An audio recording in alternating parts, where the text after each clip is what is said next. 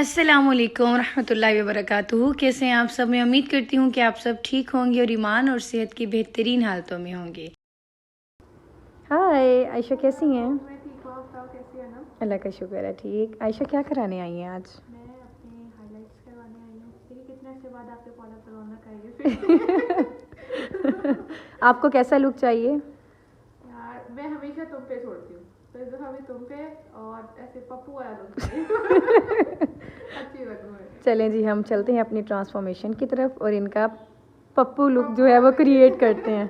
जी, तो ये जो हमारी वीडियो है ये बहुत ज़्यादा इसकी रिक्वेस्ट आई हुई है। इसके इंस्टा पे बहुत डीएम्स आए हुए हैं कि मैम प्लीज़ हमें इसकी जो है वो डिटेल वीडियो जो है वो शेयर करें।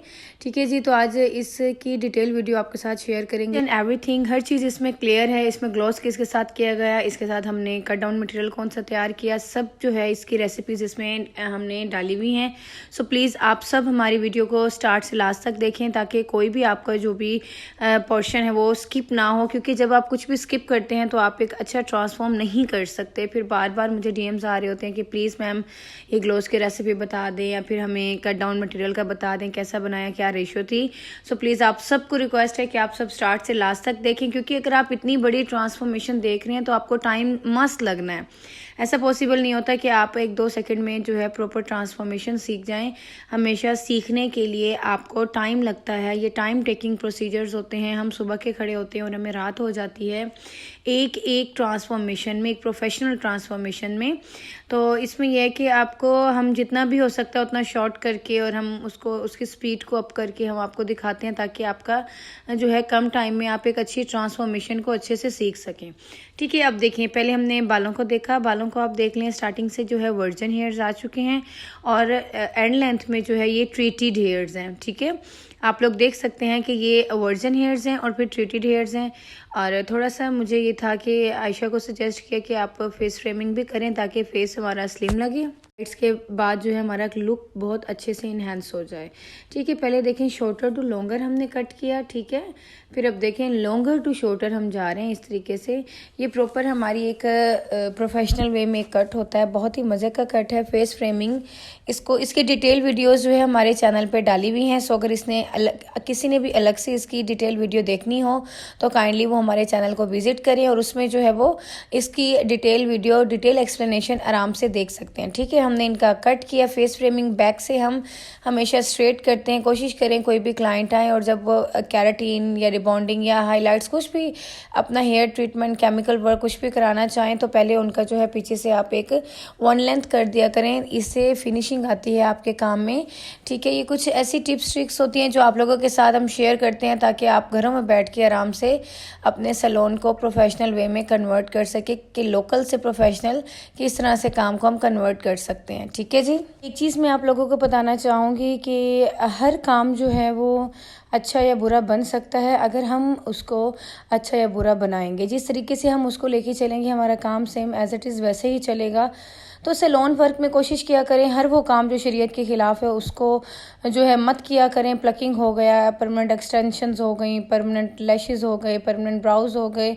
सो हर उस काम से अवॉइड करें जिसका शरीयत में हुक्म नहीं है। ठीक है, इससे कामों में बरकत भी आती है और जो अल्लाह रब्बुल इज़्ज़त हमें रोज़ी दे रहे होते हैं, जो रिस्क मिल रहा होता है वो बरकत वाला होता है और खैर वाला होता है। ठीक है, मेरी पूरी कोशिश होती है, हम अपने शूट्स इसलिए नहीं करते कि मेरी यही कोशिश है कि जितना हो सकता है मैं उन चीज़ों को ना डालूं कि जिसमें बहुत ज़्यादा ब्यूटी इन्हेंस हो रही होती है।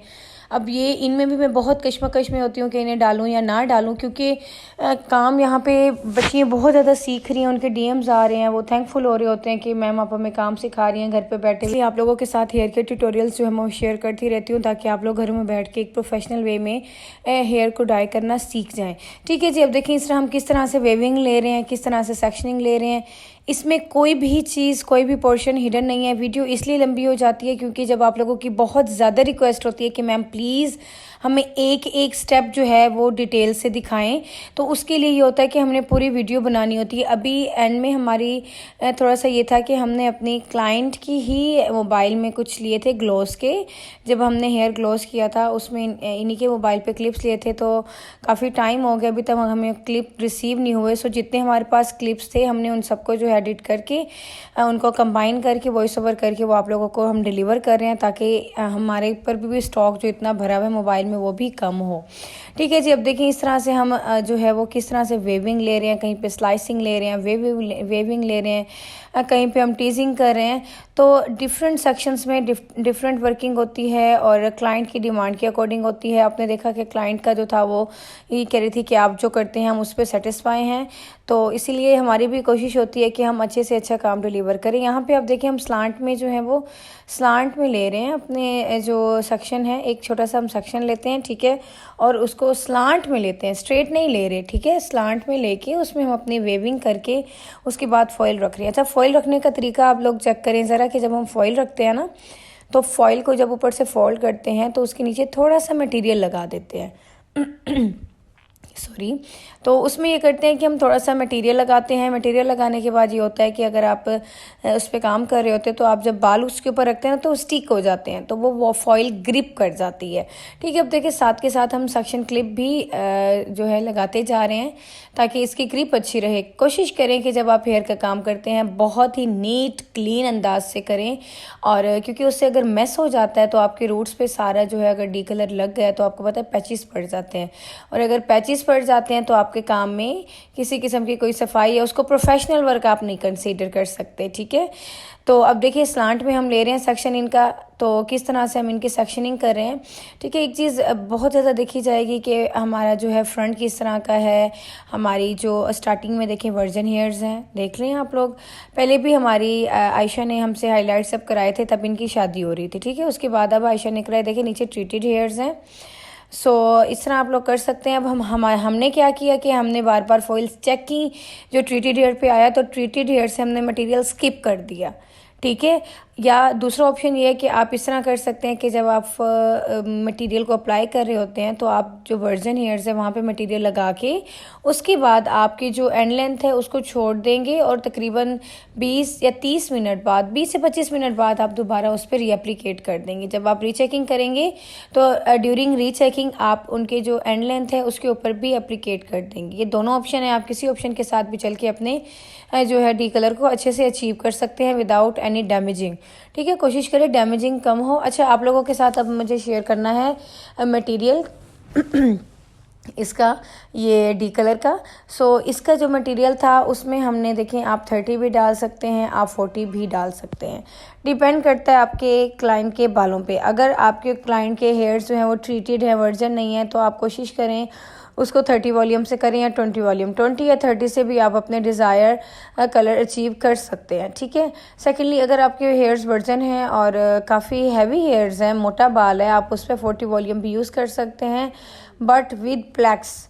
ठीक है। ओलाप्लेक्सेस हो गए, या हर ब्रांड में आप फ्रिशिया देख लें, इजी कलर देख लें, क्यूने देख लें, लॉरियल देख लें, आप जिस ब्रांड में भी जाएंगे आपको उसके प्लेक्सेस मिल जाते हैं।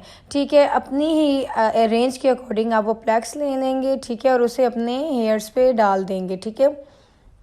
इंशाल्लाह कोशिश है कि आगे मटेरियल बनाने का तरीका आप लोगों के साथ शेयर होगा, क्योंकि इसके भी क्लिप्स मैंने बनवाए थे। उसके साथ मेजरमेंट स्केल के साथ हम काम करते हैं। जब आप स्केलिंग के साथ काम करते हैं ना तो 1% भी आपकी जो मटेरियल है उसमें फ़र्क नहीं आता, और जब आपका मटेरियल अच्छा होता है तो आपके रिजल्ट्स बहुत ज़्यादा अच्छे आते हैं।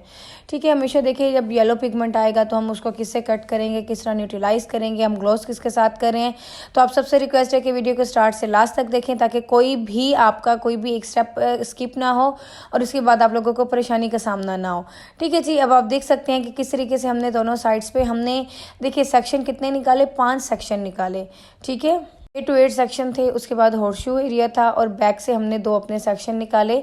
ठीक है। ये वाले सेक्शनिंग करने के बाद हमने पहले इन 2 सेक्शंस को कंप्लीट किया। ठीक है। फ्रेमिंग भी की कि जो फ्रंट पे छोटे छोटे बाल हैं उनको भी हमने अच्छे से कवर किया और हमने इन पे फॉइलिंग की। अब हम हॉर्सशू एरिया पे आ गए हैं। ठीक है। अब किस तरह से हम इनकी फॉइलिंग करें आप देख सकते हैं।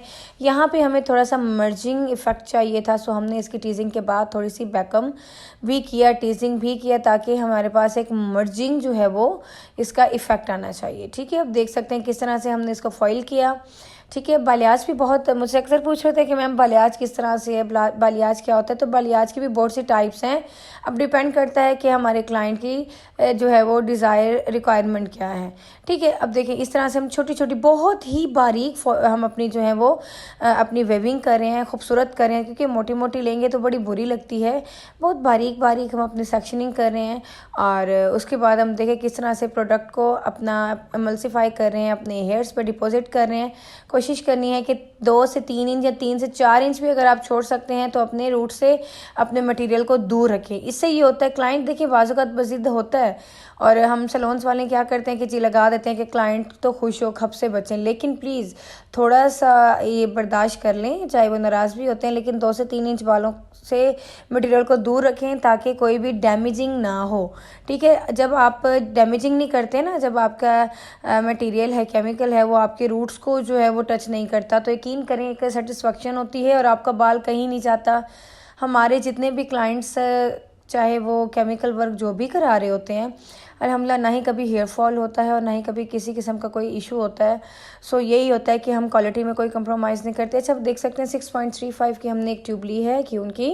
ठीक है। अब उसमें अभी थोड़ा थोड़ा करके मटेरियल हम तैयार करते हैं साथ साथ, ताकि अच्छा इसमें देखिए जितनी हमने फॉइलिंग कर दी। अब बैक की जो फॉइलिंग थी उसकी जो हमारी वीडियोस प्रॉपर बनी हुई हैं, बट वो इस टाइम हमारे पास अवेलेबल नहीं। वो हमारी क्लाइंट हमारी रेगुलर क्लाइंट थी, तो हमारी एक उनसे अच्छा बॉन्डिंग है, तो उन्हीं की उसमें जो है वो मोबाइल में हमने ये जो है अपने क्लिप्स कैप्चर किए थे, बट वो हमारा बिज़ी बंदा है। सो उनके पास से जो है उन्होंने अभी हमें नहीं भेजा। सर्दियों में बनाई थी और ऑलमोस्ट अब गर्मी आने लग गई है। सो मैंने सोचा क्यों ना आप लोगों के साथ इसको शेयर कर दिया जाए। इसी में ही आप लोग समझ जाएंगे, क्योंकि ऑलरेडी फ्रंट की सारी सेक्शनिंग आप लोगों के साथ हमने डिटेल से शेयर कर दी है।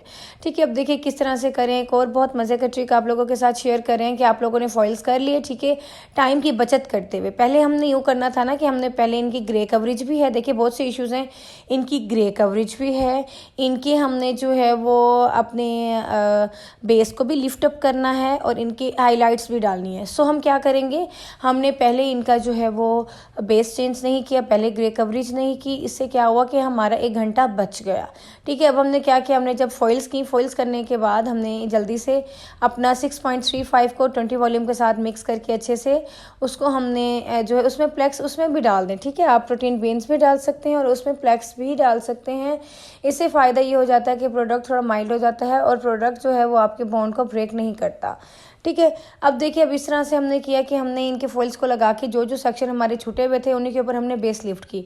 अच्छा, एक चीज़ आप लोगों को बताती जाऊँ, बहुत ही गौर से सुनिएगा। ये बहुत ज़्यादा लेंथी और बहुत एक किस्म का थका देने वाला प्रोसीजर होता है।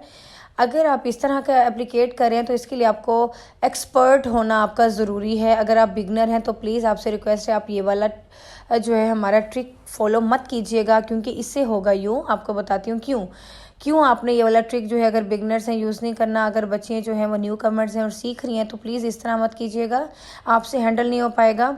वो इसलिए क्योंकि जब आप इस तरह करते हैं तो जो आपका डी कलर में फॉइल्स हैं, ठीक है, और जो आपका रूट है बेस का, वो आपस में जब मिक्स होगा ना तो वो पैच डाल देगा। अंडरस्टैंड।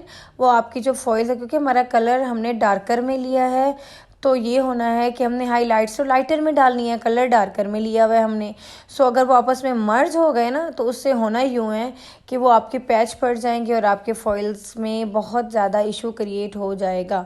तो ये एक चीज़ थी जो मैंने आप लोगों के साथ शेयर करनी थी। ठीक है। एक्सपीरियंस के साथ जो इंसान सीख सकता है वो इंसान किताबों से नहीं सीख सकता। ठीक है। ये इल्म भी ज़रूरी है, लेकिन जब आप काम कर रहे होते हैं, आपके काम आपके हाथ में होता है, तो कोई भी छोटे छोटे इश्यूज़ होते हैं तो वो आपको पता चलते हैं, तो वो हम आपके साथ भी शेयर करते हैं ताकि आपको वो काम करने में आसानी हो सके। ठीक है। देख सकते हैं कि किस तरह से फॉइल्स हैं। अब एक एक फॉइल है, उसके नीचे जितना भी उसका सेक्शन छूटा है वहाँ पर हम बेस डाल रहे हैं। ठीक है। अब देखें इस तरह से सारी बेस हमने इसमें जो है वो हम डाल देंगे। तो इसमें क्या है कि इसे हमने 20 मिनट देने हैं वैसे ही, और हम साथ में हमने जो है अपनी रीचेकिंग स्टार्ट कर देनी है। अब देखें ग्लोस का ट्रीटमेंट जो है, बाकी मैं बता रही हूँ सेक्शन जो है वो हमारी मट्टो के जो है मोबाइल में है। सो हमें वो रिसीव नहीं हो रहे। और अब देखिए हमने 9.3 के साथ इनका ग्लोस किया, 20 वॉल्यूम के साथ या 10, आपकी मर्ज़ी है।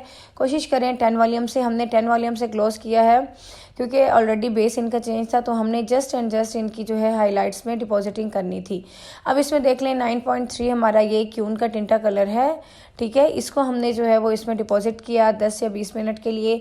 उसके बाद हमने इनको अच्छे से वॉश किया और इनके न्यूट्रलाइज, जब इनका येलो पिगमेंट था इसमें ना सही से इफेक्ट नज़र नहीं आ रहा। आप देखेंगे जब इनकी स्ट्रेटनिंग करेंगे और प्रॉपर सीरम्स के एप्लीकेट करेंगे उसके बाद रिजल्ट किस तरह के आएगा। यहाँ पे कैमरा दूसरी तरफ था, यहाँ पे बिल्कुल लाइट नहीं थी।